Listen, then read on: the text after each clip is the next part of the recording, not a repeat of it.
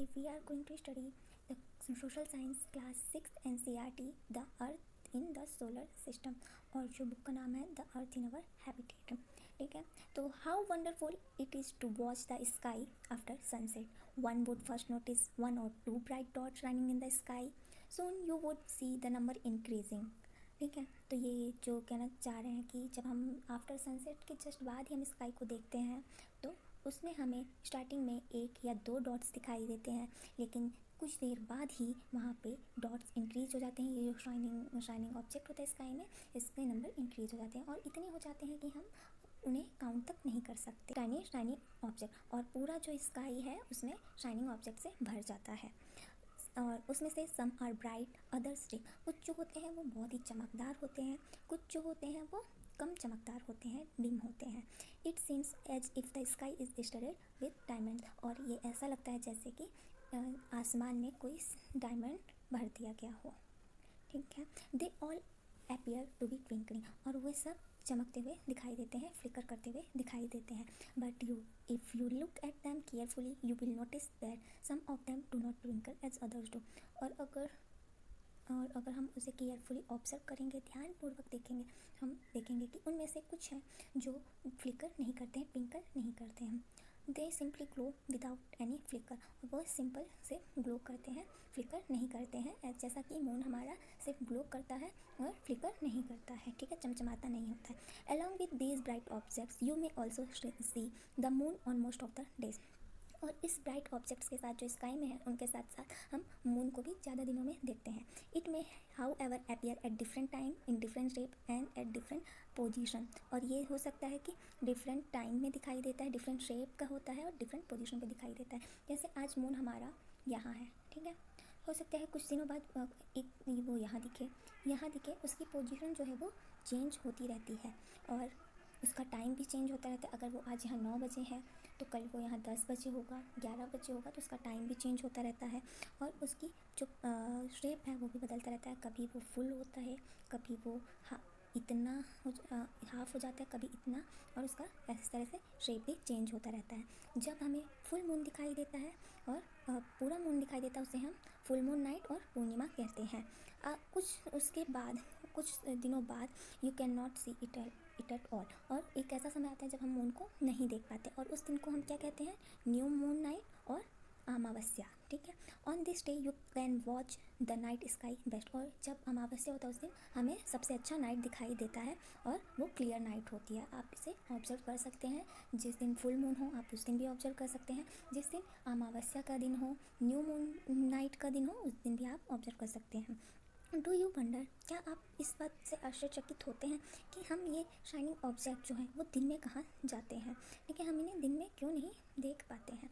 ठीक है, तो क्यों नहीं दिखते हैं? अगर हम उसका जवाब ढूंढना चाहें तो ये क्या हो सकता है कि जो हमारा सन है उसकी लाइट बहुत ज़्यादा ब्राइट होती है, जो कि not allow us to see all these bright objects of the night sky, जो हमें ब्राइट ऑब्जेक्ट को दिन में देखने नहीं देती है। ठीक है, तो जो सन की लाइट है वो बहुत ही स्ट्रॉन्ग होती है, बहुत ही ब्राइट होती है, उसकी वजह से नहीं दिखाई देते हैं। ठीक है, और इसका जो है एक एग्जाम्पल, एक एक्सपेरिमेंट भी है, वो कर लेते हैं अपन। ठीक है, तो ये है एक एक्सपेरिमेंट है। यू विल नीड, हमें किस किस चीज़ की ज़रूरत पड़ेगी, एक टॉर्च की ज़रूरत पड़ेगी, एक शीट ऑफ प्लेन पेपर लेना है, एक पेंसिल लेना है और एक नीडल लेना है। अब जो है टॉर्च को हम जो पेपर लेंगे, ये पेपर है, इसके सेंटर पे टॉर्च को अपन उसका ग्लास इस साइड रख के एक सर्कल बना लेंगे। इस सर्कल पे अपन छोटे छोटे डॉट्स बना लेंगे, डॉट सर्कल बना लेंगे और उसको पिन से होल्ड कर लेंगे। ठीक है, अब इस जो ये टॉर्च है, दिस इज़ अवर टॉर्च। ठीक है, ये अपनी टॉर्च है। इसका जो फ्रंट ग्लास है, इसमें अपन क्या, ये जो पेपर अपन ने होल्ड किया उस पर रैप कर देंगे। ऐसे रैप करेंगे कि उसकी स्विच को रैप ना करें, ताकि हम उसे स्विच ऑन ऑफ कर सकें। फिर हम एक रूम में जाएंगे जिसमें अंधेरा हो, लाइट और नहीं हो, और अपन एक प्लेन वॉल देखेंगे, उस पर अपन इसको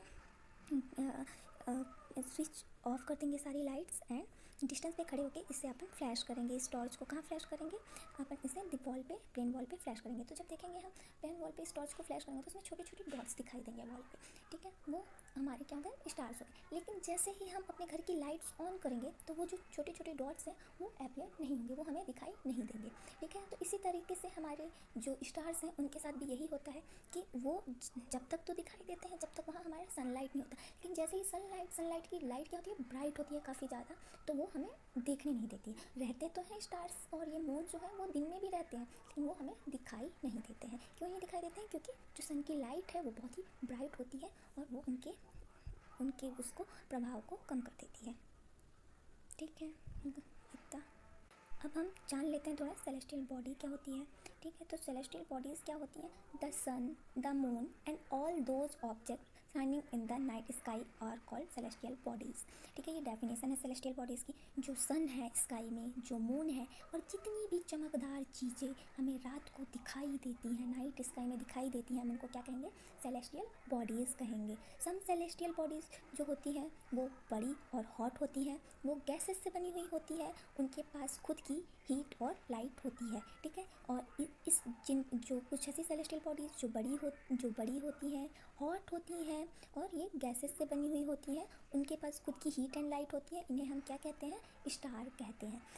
is sun is a star? हाँ बिल्कुल है, सन भी स्टार है, क्योंकि सन बड़ा है और उसके पास वो गैसेस से बना हुआ है और उसके पास खुद की हीट एंड लाइट है, इसलिए सन इज़ अ स्टार, ठीक है।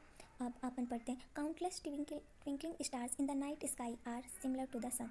जो जितने इतने सारे हमें जो ट्विंकलिंग स्टार्स दिखाई देते हैं स्काई में, वो सिमिलर है, हमारा जैसा सन है वैसे वो भी हैं, but we do not feel their heat और लाइट। हम उनकी हीट को क्यों नहीं फील कर पाते? क्योंकि वो हम बहुत so tiny, because they are very very far from us, वो हमसे बहुत दूर पर है,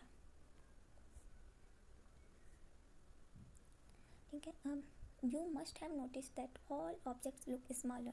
और आपने भी ये नोटिस किया होगा कि जब हम कोई चीज़ जो है वो डिस्टेंस से देखते हैं, जब हम कोई चीज़ दूरी से देखते हैं वो हमें छोटी दिखाई देती है। हम स्मॉल, जैसे एग्जांपल दे रहे हैं एरोप्लेन का। एरोप्लेन भी हम जब ऊपर होता है, हमसे दूर पे होता है, वो छोटा दिखाई देता है, लेकिन एक्चुअल में उसका साइज़ उतना छोटा नहीं होता है। और जब हम स्काई को जब हम ध्यान से देखेंगे, नोटिस करेंगे, तो हम उस पर वेरियस पैटर्न्स भी देख सकते हैं, जो कि different group of stars form करता है। उसे हम क्या कहते हैं? कॉन्स्टेलेशंस। कॉन्स्टेलेशन क्या होता है? जब group of star, various group of stars कोई पैटर्न फॉर्म करे, जैसे ये हमारा स्टार है, ठीक है, ये हमारा स्टार है, अब इसने ये पैटर्न फॉर्म कर लिया, ठीक है, तो ये क्या हो गया? कॉन्स्टेलेशन हो गया। वेरियस ग्रुप ऑफ स्टार्स ने एक पैटर्न फॉर्म किया, उसे हम क्या कहेंगे? कॉन्स्टेलेशंस कहेंगे। तो हम कुछ एग्जांपल्स हैं कॉन्स्टेलेशंस के। पहला है उर्सा मेजर, जिसे हम बिग बियर भी कहते हैं, ये भी सच एक कॉन्स्टेलेशन है, और इसे हम इजीली रिकॉग्नाइजेबल कॉन्स्टेलेशन है। उससे कहते हैं सप्त ऋषि, है ना, ये 7 स्टार से बना हुआ होता है, और ऋषि मतलब सेजेस होता है, ठीक है। सप्त मतलब 7 एंड ऋषि मतलब sages. It is a group of 7 stars, ये 7 स्टार से बना होता है, that form part of Ursa Major constellation. Ask someone to show you moon. आप अपने जो ग्रैंड पेरेंट्स हैं, अपने फैमिली पेरेंट्स, उनको बोलिएगा कि आपको ऐसे बहुत सारे कॉन्स्टेलेशंस दिखाएं, ठीक है। प्लैनेट्स भी, स्टार्स और ऐसे चीज़ें दिखाएं, ठीक है। यहाँ पे आप थोड़ा सा ये देख सकते हैं, ये आप उनका क्या है? सप्त ऋषि, ये 7 स्टार से बना हुआ है, 7 सप्त ऋषि कहते हैं, ठीक है। आप अपन थोड़ा सा कॉन्स्टेलेशंस हो गया। In ancient time people use to determine direction during the night with the help of stars. जो हमारे पूर्वज थे, जो पुराने समय के लोग थे, वो कैसे डायरेक्शंस देखते थे? उनके पास तो कंपास होता नहीं था, तो रात में कैसे डायरेक्शन को ऑब्जर्व करते थे, कैसे उस डायरेक्शन का पता लगाते थे? तो with the help of stars की मदद से वो ये डायरेक्शंस का पता लगाते थे, ठीक है। तो नॉर्थ डायरेक्शन का जो the north star indicates the north direction, एक नॉर्थ स्टार है जो कि किस डायरेक्शन को इंडिकेट करेगा? नॉर्थ डायरेक्शन को, इसलिए तो उसको नॉर्थ स्टार कहते हैं। नॉर्थ स्टार क्यों कहते हैं? क्योंकि वो अर्थ के नॉर्थ पोल पे लोकेटेड है और उसका जो पोजीशन है वो चेंज नहीं होती है। बाकी जो स्टार्स होते हैं उनकी position time to time change होती रहती है। अगर समझ लीजिए फॉर एग्जांपल ये हमारा सप्तऋषि यहाँ हमें दिख रहा है, तो ये कुछ समय बाद ये हमें यहाँ दिखाई देगा, लेकिन जो ये पोल स्टार है, it is the always same रहेगा, ठीक है, उसकी पोजीशन नहीं चेंज होगी, ठीक है। तो इट ऑलवेज जो स्टार हमें the north indicate, it is also called, उसको पोल स्टार भी कहते हैं, नॉर्थ स्टार को। इसकी पोजीशन चेंज नहीं होती है, सेम पोजीशन पे रहता है in the sky. Pole star with the help of Saptarishi को अगर हमने पता लगा लिया तो हम पोल स्टार को भी पता कर सकते हैं। कैसे पता कर सकते हैं? तो आप इसे देख सकते हैं कि ये हमारा हमारा सप्तऋषि है, इसकी जो 2 स्टार्स हैं वो एक लाइन फॉर्म कर रहे हैं, स्ट्रेट लाइन फॉर्म कर रहे हैं, और इस स्ट्रेट लाइन को अगर हम एक्सटेंड करते हैं तो हमें क्या दिखाई देता है, नॉर्थ स्टार दिखाई देता है, that is the pole star दिखाई देता है। ठीक है, अब जो है some celestial bodies do not have their heat and light. कुछ ऐसे सेलेस्टियल बॉडीज़ हैं जिनके पास खुद की हीट एंड लाइट नहीं होती, हाँ उन्हें हम क्या कहते हैं, प्लैनेट्स कहते हैं। ठीक है, हम क्या कहते हैं उन्हें, some celestial bodies do not have their own heat and light, they are lit by the light of the stars. ठीक है, such bodies are called planets. Planets के पास खुद की हीट एंड लाइट नहीं होती है, वो जो स्टार से लाइट लेकर लीड करते हैं, ग्लो करते हैं। द वर्ड प्लैनेट जो है वो कहाँ से आया है, that is the Greek word planetai, planetai which means wanderers. The earth on which we live is a planet. जो अर्थ जिस पृथ्वी पे हम रह रहे हैं वो भी क्या है, एक प्लैनेट है।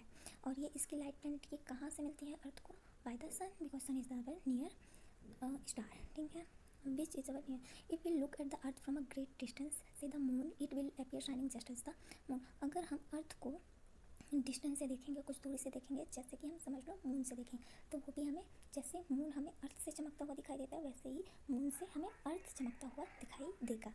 That the moon that we see in the sky, the moon जो हमें स्काई पे दिखाई देता है वो क्या है, सैटेलाइट है। इट इज़ द, और वो हमारे अर्थ का कैम्पेनियन है। Like our earth there are 7 other, हमारे अर्थ की तरह ही हम 7 अदर प्लैनेट्स भी हो, जो उनकी हीट एंड लाइट कहाँ से लेते हैं, सन से लेते हैं, और कुछ के पास उनके खुद के मून्स भी हैं। ठीक है,